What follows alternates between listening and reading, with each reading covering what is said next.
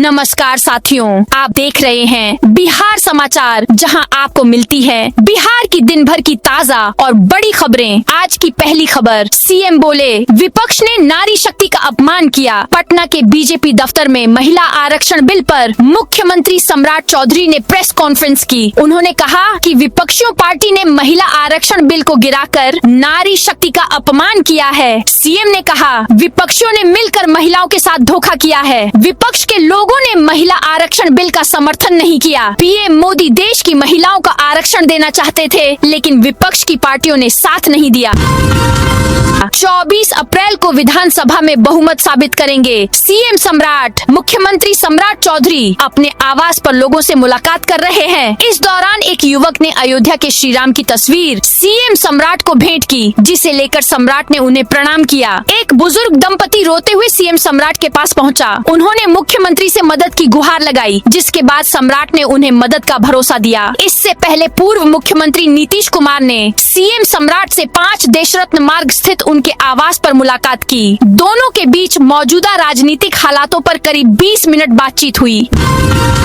Deputy CM विजय चौधरी ने कहा राज्य की न्यूनतम दर लागू हो। विजय चौधरी ने अहम मुद्दा उठाया। वीसी के जरिए आयोजित बैठक में उन्होंने अपनी बात रखी। बैठक की अध्यक्षता शिवराज सिंह चौहान ने की। यह बैठक ग्रामीण रोजगार योजना को लेकर थी। राज्यों के मंत्री भी इसमें वर्चुअली जुड़े। बिहार ने मजदूरी दर पर खास जोर दिया। उप मुख्यमंत्री ने मजदूरी दर में अंतर को मुद्दा बनाया। उन्होंने बताया कि कृषि मजदूरी 413 रुपए तय है, जबकि मनरेगा में मजदूरी 255 रुपए है। दोनों के बीच बड़ा अंतर बना हुआ है। बिहार इस समय भीषण गर्मी की चपेट में है। रविवार दोपहर को कई जिलों का तापमान 42 डिग्री के करीब पहुंच गया। गयाजी, कैमूर और बक्सर का पारा 42 डिग्री दर्ज किया गया। वहीं रोहतास में 41 और नालंदा का पारा 40 डिग्री रहा। इससे पहले शनिवार को भी 7 जिलों का तापमान 40 डिग्री के पार चला गया। 42.2 डिग्री तापमान के साथ रोहतास सबसे कम जिला रहा। कैमूर में दूसरे दिन भी तापमान 42.1 डिग्री रिकॉर्ड किया गया। मौसम विभाग के मुताबिक पटना समेत आज प्रदेश के कई जिलों में लू चलने की संभावना है। 20 से 24 अप्रैल के बीच दक्षिण बिहार के कुछ जिलों में हीटवेव की स्थिति पैदा हो सकती है। 25 से कुछ जिलों में बारिश की संभावना बन रही है। बिहार का एग्जीक्यूटिव इंजीनियर निकला करोड़पति। नगर विकास एवं आवास विभाग के एग्जीक्यूटिव इंजीनियर राजीव कुमार के घर से 7.70 लाख कैश मिला है। इसके साथ ही जमीन से जुड़े कई महत्वपूर्ण दस्तावेज और कीमती गहने मिले हैं। जांच में सामने आया है कि राजीव कुमार ने 1,10,24,271 रुपए की अवैध संपत्ति बनाई है।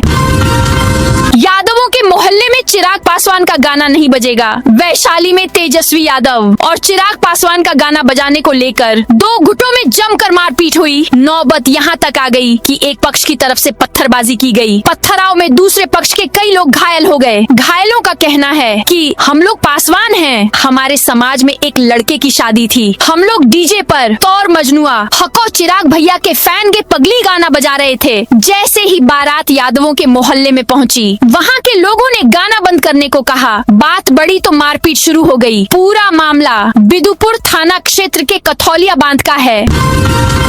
सीमांचल की सड़कों को मिलेगी नई रफ्तार। पूर्णिया सांसद पप्पू यादव ने दिल्ली में केंद्रीय सड़क परिवहन एवं राजमार्ग मंत्री नितिन गडकरी से मुलाकात की है। इस दौरान सांसद ने सीमांचल की जर्जर सड़कों और खराब कनेक्टिविटी को लेकर आवाज उठाई है। उन्होंने केंद्रीय मंत्री से बातचीत में पूर्णिया समेत सीमांचल की सड़क से जुड़ी समस्याओं को विस्तार से रखा। कई अहम सड़कों को राष्ट्रीय राजमार्ग में शामिल करने और उनके चौड़ीकरण की मांग करते हुए एक ज्ञापन भी सौंपा। पटना जू में दिल्ली से आई सफेद बाघिन। पटना जू का जल्द ही मॉडिफिकेशन होने वाला है। इसके साथ ही दिल्ली से आए सफेद बाघिन का लोग जल्द ही दीदार कर सकेंगे। वहीं पटना में पहली बार ग्रीन इगुआना दर्शकों को देखने को मिलेगा। पटना जू में दिल्ली और रोहतक जू से एनिमल एक्सचेंज प्रोग्राम के तहत 17 नए जानवर लाए गए हैं। पर्यावरण, वन एवं जलवायु परिवर्तन विभाग के अपर मुख्य सचिव आनंद किशोर ने कहा कि सभी को 10 मई के बाद आम जनता के लिए खोल दिया जाएगा। तब तक जानवरों को क्वारंटाइन में रखा गया है। इंजीनियर ने 1.10 करोड़ की अवैध संपत्ति बनाई। स्पेशल विजिलेंस यूनिट एसडब्ल्यू ने शनिवार को नगर विकास एवं आवास विभाग के कार्यपालक अभियंता राजीव कुमार के ठिकानों पर ताबड़तोड़ छापेमारी की। यह छापेमारी आशियाना के रामनगरी स्थित सुमित चंद्रम गृहम अपार्टमेंट में उनके फ्लैट, दानापुर के खगौल रोड स्थित लैंडमार्क गोल्ड स्थित फ्लैट और पंत भवन स्थित उनके ऑफिस में की गई। भारत नेपाल सीमा पर सुरक्षा सख्त। बिहार के मुख्य सचिव प्रत्यय अमृत और पुलिस महानिदेशक विनय कुमार ने शनिवार को रक्सौल स्थित एसएसबी हेडक्वार्टर में भारत नेपाल सीमा सुरक्षा और विकास कार्यों की गहन समीक्षा की। बैठक में सीमा स्तंभों की सुरक्षा, अतिक्रमण, तस्करी और विदेशी घुसपैठ जैसे गंभीर मुद्दों पर चर्चा की गई। मुख्य सचिव ने स्पष्ट निर्देश दिए कि जिला प्रशासन, पुलिस और एसएसबी के बीच समन्वय को और मजबूत कर संयुक्त गश्त और रात्रि कैंपों को निरंतर जारी रखा जाए। पटना समेत पूरे बिहार में आज सड़क पर उतरेगी नारी शक्ति। पटना में भाजपा प्रदेश कार्यालय में महिला कार्यकर्ताओं की बैठक हुई। इस बैठक में लोकसभा में नारी शक्ति वंदन अधिनियम पारित नहीं होने को लेकर आक्रोश देखने को मिला। बड़ी संख्या में मौजूद महिलाओं ने विपक्षी दलों पर महिला विरोधी होने का आरोप लगाया। बैठक में तय किया गया कि 20 अप्रैल को पटना समेत पूरे बिहार में आक्रोश मार्च निकाला जाएगा। इसके जरिए महिलाओं के अधिकारों को लेकर विरोध जताया जाएगा। कार्यकर्ताओं ने कहा कि यह लड़ाई आधी आबादी के सम्मान और अधिकारों की है। इसे किसी भी हाल में कमजोर नहीं होने दिया जाएगा। धू धू कर जली हाजीपुर की फोम फैक्ट्री, जान बचाकर भागे मजदूर। हाजीपुर के इंडस्ट्रियल एरिया में शनिवार दोपहर एक बड़ा हादसा हो गया। यहाँ एक फोम बनाने वाली फैक्ट्री में अचानक भीषण आग लग गई। आग लगते ही फैक्ट्री में काम कर रहे मजदूरों के बीच अफरा तफरी मच गई। लोग अपनी जान बचाने के लिए तुरंत बाहर भागे। कुछ ही देर में आग तेजी से फैलने लगी और देखते ही देखते उसने भयानक रूप ले लिया। आग की ऊंची लपटें और काले धुएं का गुबार दूर से ही दिखाई देने लगा। आसपास के इलाकों में दहशत फैल गई और बड़ी संख्या में लोग मौके पर इकट्ठा हो गए। 25 नई मिलें खोलने की दिशा में कार्रवाई शुरू। राज्य में बंद पड़ी चीनी मिलों के साथ ही 25 नई मिलें खोलने की दिशा में राज्य सरकार ने कार्रवाई शुरू कर दी है। गन्ना उद्योग विभाग ने नई चीनी मिलों के लिए चिन्हित जिलों में गन्ना क्षेत्र विस्तार करने के लिए डीपीआर तैयार करने का निर्देश राष्ट्रीय सहकारी शक्कर कारखाना संघ नई दिल्ली को दिया है। प्रथम चरण में सासामुसा, वारसलीगंज, बनमनखी, मडौरा, मोतीपुर, समस्तीपुर में चीनी मिलों की स्थापना होने की संभावना है। फसल उत्पादन 25% तक घटा। बीसा के 15 साल के शोध में खुलासा। बिहार के खेतों में आधुनिक मशीनों का अनियंत्रित उपयोग अब मिट्टी की सेहत बिगाड़ रहा है। Borlaug institute for south Asia के 15 वर्षों के शोध में चौंकाने वाले परिणाम सामने आए हैं। शोध के अनुसार राज्य में अब खेतों की जुताई मुख्य रूप से रोटावेटर से हो रही है। यह मशीन मिट्टी की ऊपरी 15 से 20 सेंटीमीटर की सतह को तो भुरभुरा बनाती है, लेकिन उसके ठीक नीचे एक सख्त परत तैयार कर रही है। एसटीपी में साफ हुए पानी का उद्योगों में प्रयोग होगा। बिहार में सीवरेज ट्रीटमेंट और जल संरक्षण की दिशा में Bihar urban infrastructure development corporation का काम तेज हो गया है। नमामि गंगे परियोजना के तहत पटना समेत राज्य भर में सीवरेज ट्रीटमेंट प्लांट एसटीपी बनाए जा रहे हैं। इन प्रोजेक्ट्स का विश्व बैंक की टीम ने 13 से 17 अप्रैल के बीच निरीक्षण किया। बेगूसराय के बलिया में 5 दुकान जलकर राख। बेगूसराय के बलिया नगर परिषद क्षेत्र में आग लगने से 5 दुकान जलकर राख हो गई। करीब 15 से 20 लाख का नुकसान हुआ है। 2.5 घंटे की मशक्कत के बाद आग पर काबू पाया गया। तब तक सब खत्म हो चुका था। घटना ठाकुरबाड़ी मार्केट की है। सुबह करीब 5 बजे अशोक स्वर्णकार के मां लक्ष्मी ज्वेलर्स में लोगों ने आग लगा देखा तो हड़कंप मच गया। हल्ला होते ही भीड़ जुटी। आग पर काबू पाने का प्रयास किया, लेकिन सफलता नहीं मिली। काफी तेजी के साथ आग की लपटें ने 5 दुकानों को अपनी चपेट में ले लिया। सूचना मिलने पर फायर ब्रिगेड की 4 गाड़ियों मौके पर पहुंची।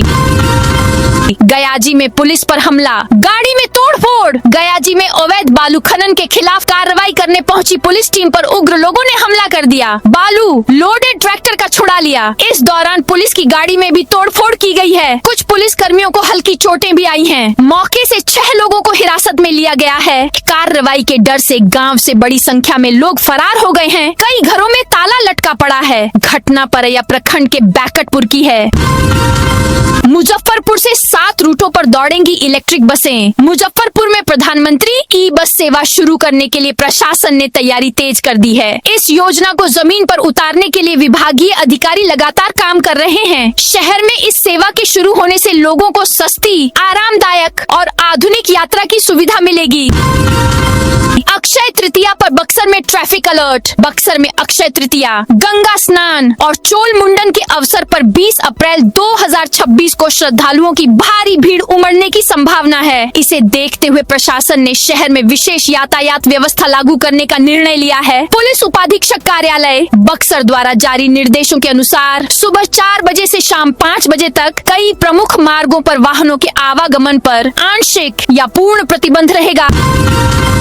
एनटीपीसी में इंटर्नशिप योजना के तहत 3000 से अधिक वैकेंसी। सरकारी कंपनी में काम का अनुभव हासिल करने वाले युवाओं के लिए एनटीपीसी एक शानदार अवसर लेकर आया है। प्रधानमंत्री इंटर्नशिप योजना के तहत एनटीपीसी ने 3000 से अधिक पदों पर आवेदन आमंत्रित किए हैं। उद्देश्य युवाओं को ऊर्जा क्षेत्र के साथ जोड़ना और उन्हें प्रमाणित कार्य अनुभव प्रदान करना है। घरों से निकले गंदे पानी को लेकर बनेगी पॉलिसी। बिहार के घरों, दुकानों से निकलने वाले गंदे पानी का इस्तेमाल अब खेती बागवानी में किए जाएंगे। दरअसल सीवेज ट्रीटमेंट प्लांट के ट्रीटेड पानी के लिए नगर विकास एवं आवास विभाग द्वारा पॉलिसी बनाई जा रही है। इससे अब यह पानी न केवल नदियों में छोड़े जाएंगे बल्कि पार्कों, सड़क किनारे पौधों, सरकारी परिसर के बगीचों में सिंचाई के लिए भी इस्तेमाल किए जाएंगे। वहीं सड़क सफाई, निर्माण कार्य, कार वॉशिंग आदि में भी इसे यूज किया जा सकता है।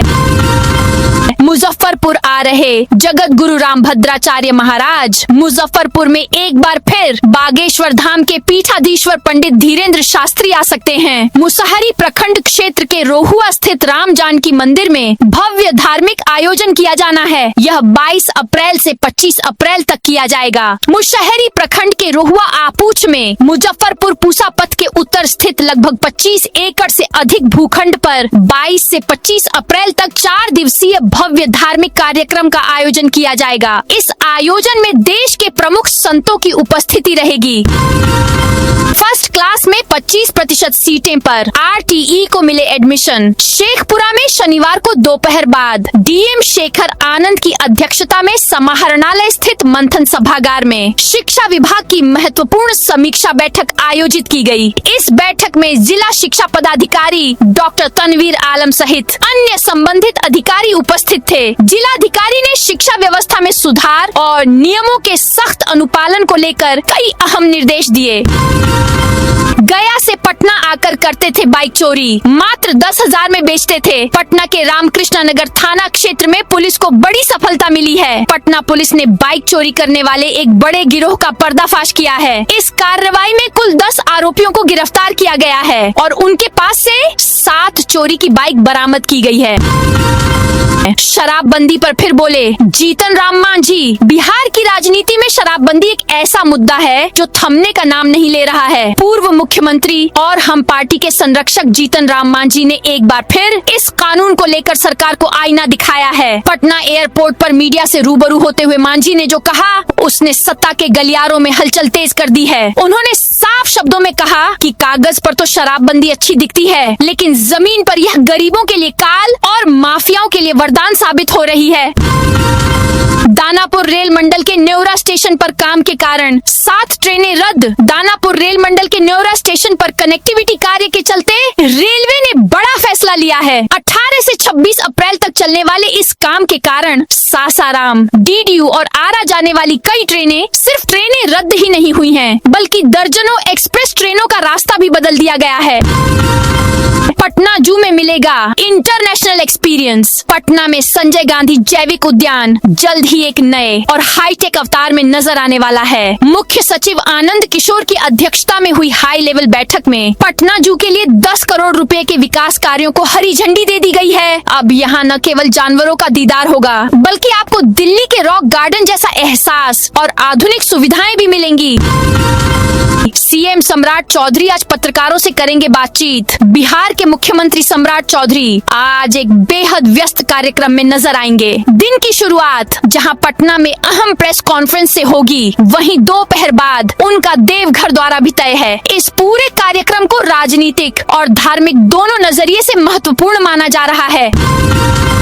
बिहार में बाल और बंधुआ मजदूरी पर लगेगा लगाम। बिहार सरकार बच्चों के भविष्य को सुरक्षित रखने के उद्देश्य से किशोर न्याय अधिनियम 2015 और मिशन वात्सल्य जैसी योजनाओं को जोड़कर एक प्रभावी एक्शन प्लान तैयार कर रही है। इसका मकसद सिर्फ बच्चों को छुड़ाना नहीं, बल्कि उन्हें सुरक्षित वातावरण, अस्थायी शेल्टर होम और बाद में शिक्षा व पुनर्वास से जोड़ना है। सरकार यह सुनिश्चित करना चाहती है कि बचाए गए बच्चे फिर से मजदूरी या तस्करी के चक्कर में न फंसें। एईडीओ पेपर लीक केस में एक्शन, ईओयू की जांच शुरू। बिहार में प्रतियोगी परीक्षा को लेकर एक बड़ा मामला सामने आया है। एईडीओ परीक्षा में पेपर लीक और गड़बड़ी के आरोपों ने पूरे राज्य में हलचल मचा दी है। सरकार ने मामले को गंभीर मानते हुए इसकी जांच का जिम्मा इकोनॉमिक ऑफेंसेस यूनिट को सौंप दिया है। रक्सौल मुजफ्फरपुर ट्रेन अब सिकटा तक आएगी। पश्चिम चंपारण के वाल्मीकि नगर क्षेत्र के लोगों के लिए राहत भरी खबर सामने आई है। सांसद सुनील कुमार की लगातार कोशिश अब सफल हो गई है। रेलवे बोर्ड ने नरकटियागंज और सिकटा से चलने वाली मेमू स्पेशल ट्रेनों के विस्तार को मंजूरी दे दी है। बिहार का यह ऐतिहासिक एयरपोर्ट फिर होगा शुरू। बिहार के गोपालगंज जिले के लिए एक खुशखबरी सामने आई है। हथुआ का ऐतिहासिक सबया हवाई अड्डा अब फिर से शुरू होने की दिशा में तेजी से काम शुरू हो गया है। भारतीय विमानपत्तन प्राधिकरण की एक टीम दिल्ली से यहाँ पहुँची और हवाई अड्डे का निरीक्षण किया।